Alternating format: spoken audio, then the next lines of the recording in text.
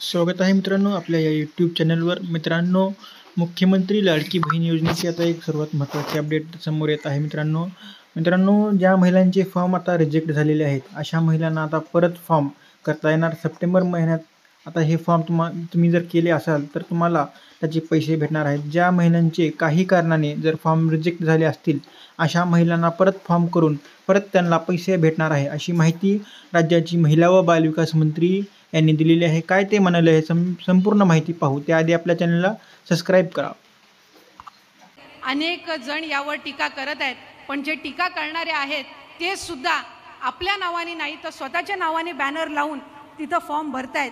काहींनी साहेब हाही प्रयत्न केला की चुकीचे अर्ज भरून कसा या माता भगिनींचा लाभ अडवता येईल, हा सुद्धा प्रयत्न करण्यात आलेला आहे. पण आम्ही विभाग म्हणून हा निर्णय घेतलेला आहे की जे काही 50,000 फॉर्म रिजेक्ट झालेले आहेत यांना सुद्धा पुन्हा फॉर्म भरण्याची संधी ही आपण सप्टेंबर महिन्यामध्ये देणार आहोत. त्यामुळे कोणीही या योजनेअंतर्गत लाभापासून वंचित राहणार नाही, हा प्रयत्न विभाग म्हणून करत आहोत. त्याचबरोबर माझ्या अंगणवाडी सेविका, माझ्या मदतनीस यांनी जी मेहनत या योजनेमध्ये घेतलेली आहे ती उल्लेखनीय आहे. आणि म्हणूनच नवरात्राच्या पार्श्वभूमीवर जे इन्सेंटिव्ह आपण या योजनेअंतर्गत देत आहोत ते सुद्धा देण्याचं प्रयोजन हे आम्ही नवरात्रीच्या पार्श्वभूमीवर करत आहोत. त्यामुळे खऱ्या अर्थानं महिलांना सक्षम करण्याचं काम या महायुतीच्या सरकारच्या माध्यमातून होत आहे. आणि माझी तुम्हा सगळ्याच जणींना विनंती आहे की या योजनेचा लाभ आपण जसा जुलै महिन्यापासून घेतात तसंच हा जो सन्मान निधी दिला जात आहे या निधीमार्फत आपल्याला अधिकाधिक स्वतःला सक्षम करून घ्यायचं आहे.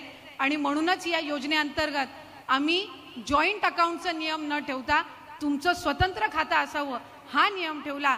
कारण ज्या वेळेला तुमच्या स्वतंत्र खात्यावर डीबीटी येतो आणि त्याचा मेसेज ज्या वेळेला तुमच्या मोबाईलवर त्या ठिकाणी पाहायला मिळतो त्यावेळेला तो आनंद हा आपण कुठल्याही दुसऱ्या आनंदासोबत याची तुलना करू शकत नसतो.